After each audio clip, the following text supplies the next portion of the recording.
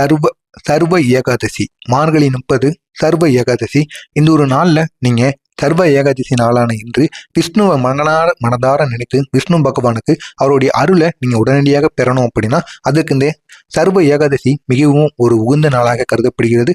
அதுவும் இந்த மார்கழி 30 இந்த ஒரு மார்கழி மாதத்தில் வருகின்ற சர்வ ஏகாதசியானது அதிக அளவு பலன்களை ஏற்படுத்தி கொடுக்கக்கூடிய ஒரு ஏகாதசியாக கண்டிப்பாக விளங்குவோம். எனவே இந்த ஒரு நாளில் ஏற்றப்படும் இந்த ஒரு தீபம் கூட உங்களுடைய வாழ்க்கையில் இருக்கக்கூடிய இருளாக இருக்கட்டும், தடைகளாக இருக்கட்டும், துன்பங்கள் என அனைத்தையும் நீக்கி ஒரு சக்தி கொண்டதாக உங்களை நம்ப வைக்குமாம். அவ்வளவு சக்தி வாய்ந்த ஒரு விளக்குகளை நீங்கள் ஏற்றுவது உங்களுக்கு மிகவும் நல்லது. இந்த ஒரு நாளில் நீங்கள் ஏற்ற வேண்டிய தீபம், அந்த ஒரு தீபத்தை எப்படி ஏற்றணும் அப்படிங்கிறத முழுமைக்கும் காணலாம். முதலாவதாக நெய் விளக்கு. பெருமாள் அல்லது விஷ்ணுவோட உருவகப்படத்தை உங்களுடைய வீட்டு பூஜை அறைக்கு முன்பு வைத்துக் கொள்ளுங்கள். வைத்துவிட்டு ஒரு அகல் விளக்குல பசுனை ஊற்றி நீங்க ஏற்ற வேண்டும். இது பாவ நிவாரணம், மன அமைதி, குடும்ப நலனை உங்களுக்கு ஏற்படுத்தி கொடுக்கும்.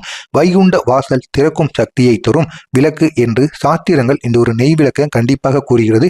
முடிந்த நெய் விளக்குடன் பசுனை இருக்கல்லவா, அந்த பசும்பாலால் செய்யப்பட்ட நெய்யை நீங்க ஊற்றி ஏத்துனீங்கன்னா கண்டிப்பா இது பெரிய அளவுல உங்களுக்கு நன்மைகளை ஏற்படுத்தி கொடுக்கும்.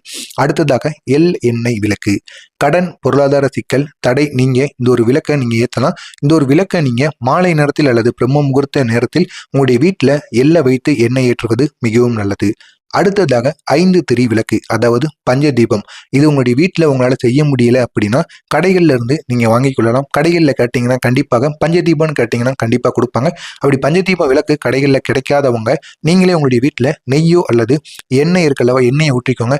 ஊற்றிட்டு ஒரு மண்ணகல் விளக்குல 5 எண்ணிக்கையில திரியை வைத்துக்கோங்க. திரியை வைத்துட்டு அந்த ஒரு விளக்கை ஏற்றலாம். முடிந்த அளவுக்கு கடையில் வாங்கிக் கொள்வது மிகவும் நல்லது. 5 திரிகள் வைத்து நெய் அல்லது எண்ணெய் ஊற்றி இந்த ஒரு தீபத்தை ஏற்றணும். இது பஞ்சபூத தோஷங்களை நீக்கிவிடும். வீட்டில் எதிர்மறையாக இருக்கக்கூடிய சக்தியை நம்மளை விட்டு அதை விலக்கி விடுமோ அதற்கு இந்த ஒரு தீபமானது பயன்படுகிறது. இந்த ஒரு தீபத்தையும் நீங்க ஏற்றுங்க. முக்கியமா இந்த ஒரு தீபங்களை எல்லாம் நம்ம எப்படி ஏற்றணுங்கிற சில விதிமுறைகள்ங்கிறது இருக்கு. காலையில குளித்து சுத்தமான ஆடையை நம்ம அணிந்து கொள்ளணும். அப்படி குளித்துட்டும் சுத்தமான ஆடைகள் அணிந்து கொண்டுதான் இந்த விளக்குகளை நம்ம ஏற்றணும். பூஜை அறையை சுத்தம் செய்து பெருமாள் படத்தின் போது நம்ம கோலம் போட்டுக்கொள்வது. பெருமாள் படத்தின் முன்பு கோலங்கள் போட்டு அந்த கோலத்துக்கு நடுவுலையும் ஒரு விளக்கை ஏற்றுவது மிகவும் சிறப்பு. விளக்கை ஏற்றும் பொழுது மனதில் இதை வேண்டிக்கோங்க. ஓம் நமோ நாராயணாய நமக்கு. இந்த தீபம் என்னோட வாழ்க்கையில் இருக்கக்கூடிய இருளை அகற்றட்டும், என் வீட்டில் அமைதி, வளம், நலம் நிலைத்திருக்கட்டும் அப்படின்னு இதை நீங்க கூறணும். இதை நீங்க கூறிட்டு அதுக்கப்புறமா ஒரு முறை இதை நீங்க கூறுங்க. கூறிட்டு 108 முறைகள் ஓம் நமோ நாராயணாய நமக அப்படிங்கிற ஒரு மந்திரத்தை நீங்க 108 முறை கூறுங்க. பெரிய அளவு உங்களுடைய வாழ்க்கையில நன்மைகள் நடக்கும். முக்கியமா விளக்கேற்றுவதால் கிடைக்கக்கூடிய பலன்கள் அப்படின்னு இருக்கு. பாவங்கள் நீங்கும், மனக்குழப்பங்கள் உங்களை விட்டு விலகும், பயமும் உங்களை விட்டு குறைய தொடங்கும், வீட்டில் அமைதியும் நிலவும், பொருளாதார முன்னேற்றம் உங்களுக்கு ஏற்படும், விஷ்ணு அருள் நிரந்தரமாக உங்களுக்கு கிடைக்கும்.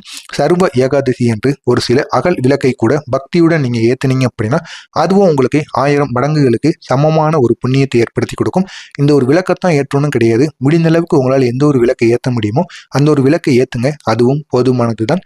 எனவே இந்த ஒரு செய்தியை மறக்காம நீங்களும் செய்யுங்க. உங்களுக்கு தெரிந்த நண்பர்களுக்கும் இந்த ஒரு செய்தியை செய்ய சொல்லி அவர்களுக்கும் வலியுறுத்துங்கள். மறக்காம நம்முடைய சேனலுக்கு நீங்க புதிய பார்வையாளராக இருப்பின் மறக்காம நம்முடைய சேனலை சப்ஸ்கிரைப் செய்து வைத்துக் கொள்ளுங்கள். நன்றி, வணக்கம்.